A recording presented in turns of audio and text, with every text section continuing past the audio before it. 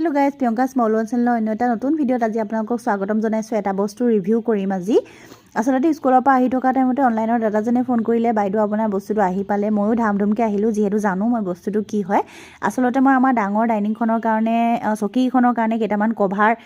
দিছিলো কাৰণ কেলে সদায় ইয়াতে খোৱাছোৱা হৈ থাকে সেইকাৰণে পৰিমেলি লেটা হৈ আছে গাটো চিকচিকাই যায় তো ভাবিলো কভাৰ কেইটামানকে অৰ্ডাৰ দিয়া যাওক এয়া মই মিছটো খুচৰি উলিয়ালো আৰু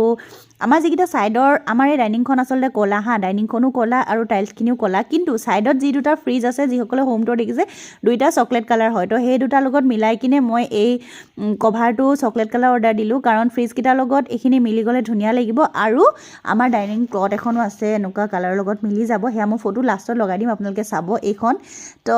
গুটেখিনি দাম ললে 780 টকা আৰু ছটা কভাৰ আছিলে কভাৰটো ইলাষ্টিকৰ হয় গটিকে যিকোনো সাইজৰ চকিত খাপ খাই যায় এইখিনি আগফালৰ ডাইনিংৰ হয় ইয়াত লগোৱা নাই ইয়াত ভৱিষ্যতে আনিম আৰু